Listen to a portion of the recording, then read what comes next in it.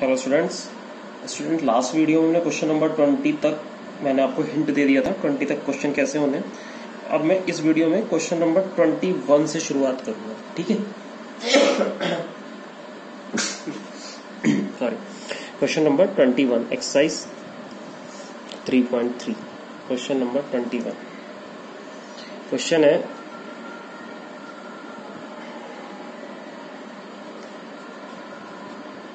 cos 4x plus cos 3x plus cos 2x upon sin 4x plus sin 3x plus sin 2x equal to हमें proof करना है cot 3x, ठीक है। cot 3x हमें proof करना है। तो कोई यहाँ पर भी ना तीन चीज आ गई, cos सारा तो cos है, नीचे भी सारा साइन है। तो मैंने आपको बताया था कि जब सारी वैल्यू साइन में हो या सारी cos में हो तो हमें CD फॉर्मूला ही लगाना होता है। अब CD फॉर्मूला लगता है 2 वैल्यूज में या 3 वैल्यूज दे रखी हैं। तो हमें क्या करना होता है कि दो एंगल ऐसे लेने होते हैं जिनका मीन थर्ड एंगल आता हो। तो जैसे हम इसमें देख रहे हैं तो हमें दिख रहा है कि 4x का और 2x का जो मीन है वो 3x आएगा, है ना। यानी कि हम cos 4x और cos 2x को एक साथ लेंगे।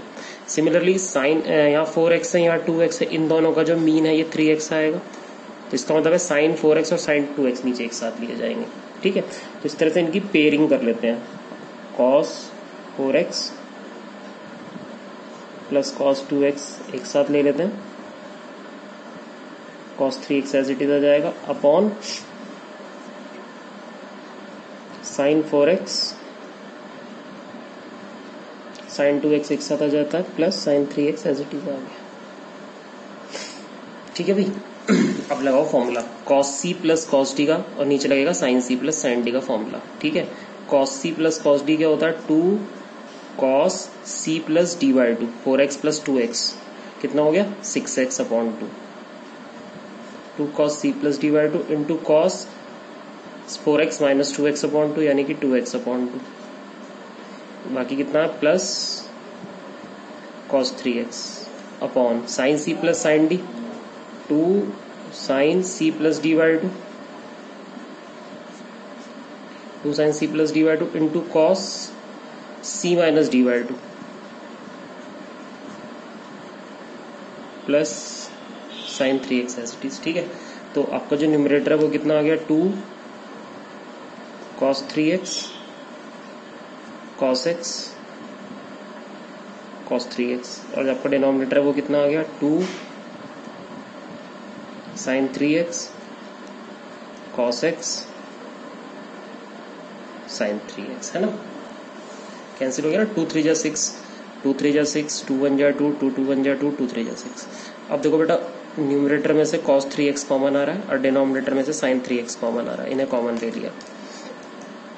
तो ऊपर से हमने cos 3x न्यूमरेटर से कॉमन लिया तो हमारे पास बचा 2 cos x प्लस 1, ठीक है। और डिनोमिनेटर से हमने sin 3x कॉमन लिया तो हमारे पास बचा 2 cos x plus 1।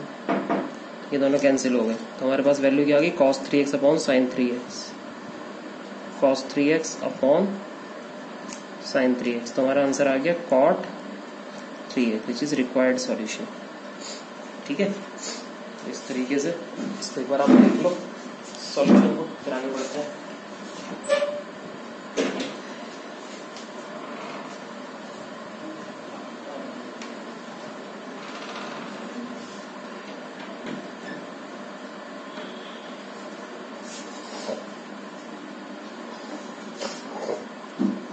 Next question पे चलते हैं। इसके बाद क्वेश्चन नंबर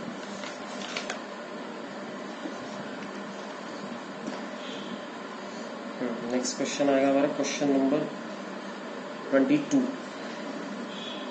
ठीक है। क्वेश्चन नंबर 22, क्वेश्चन नंबर 22 पे आ जाते हैं।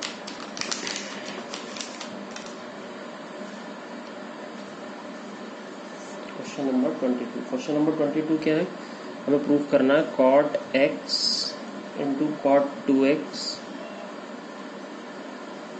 Minus cot 2x into cot 3x minus cot 3x into cot x equal to 1। ठीक है, तो ये प्रूव करना है हमें इक्वल टू 1।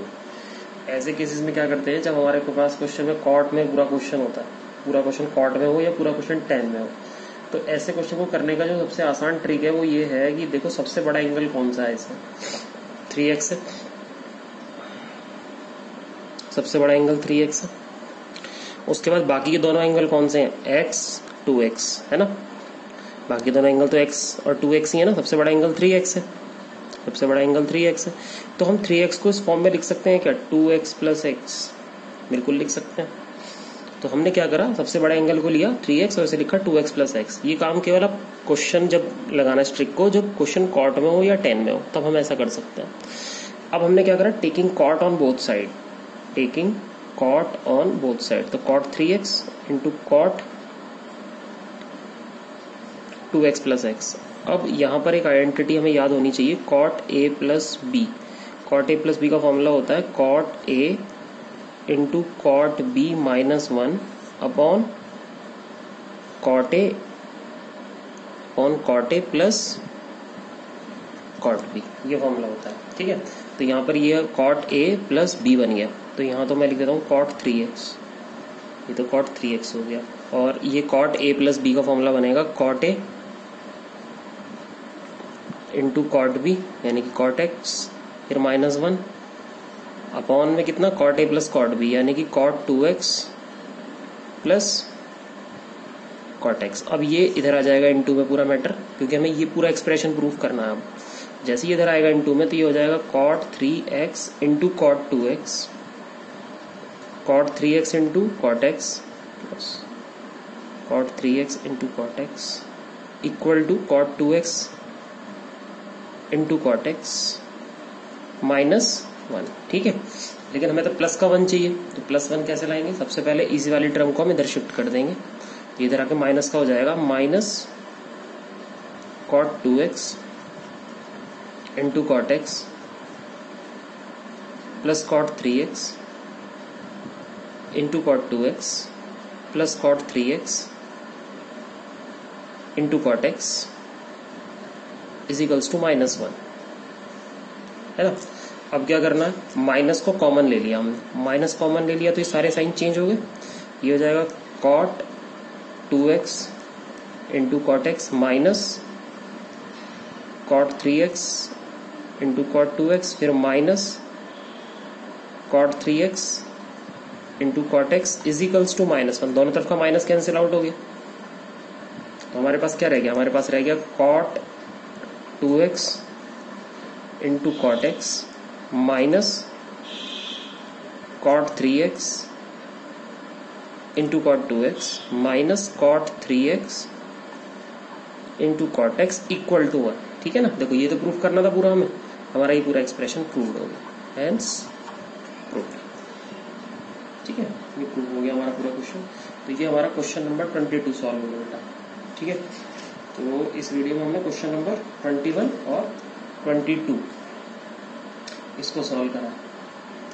ठीक है, अब मैं लेता हूं इसका क्वेश्चन नंबर जो है 23। Now we take question number 23. What is question number 23? Question number 23 is that we have to prove that tan 4x is equals to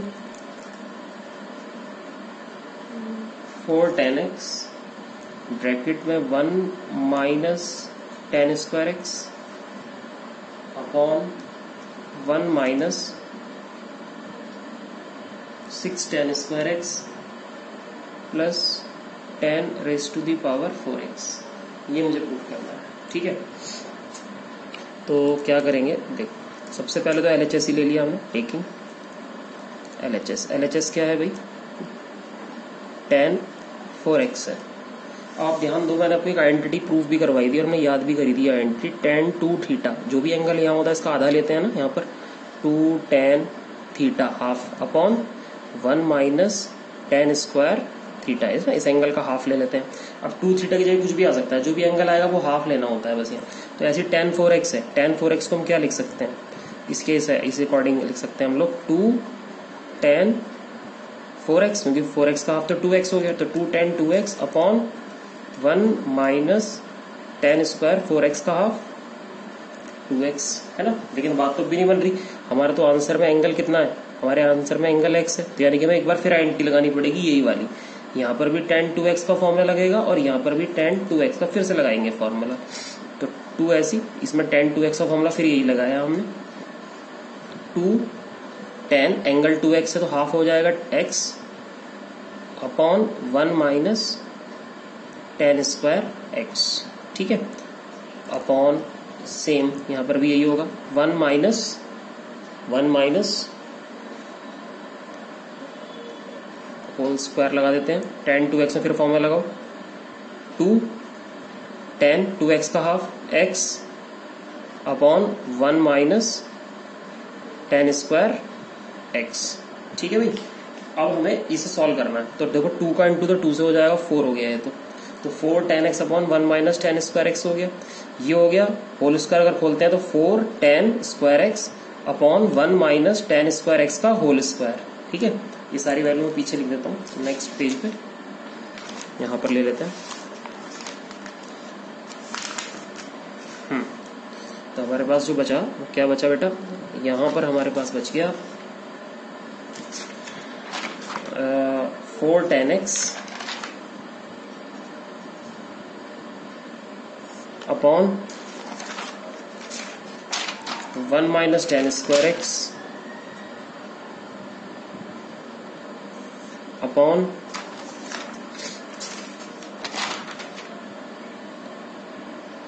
4 tan square x, क्योंकि होल स्क्वायर इस ब्रैकेट पे, तो 1 minus 4 tan square x upon 1 minus tan square x whole square, ठीक है। चलिए अब क्या करते हैं, अब एलसीएम ले लेते हैं। तो एलसीएम लेंगे तो इसकी इंटू इसके साथ होगी, यहाँ 1 के साथ, यू ऊपर वाला न्यूमरेटर तो एज इट इज हो जाएगा, न्यूमरेटर हमारा एज इट इज रहेगा 4 tan x upon 1 minus tan square x upon LCM ले लेंगे, इसकी इंटू इसके साथ हो जाएगी 1 माइनस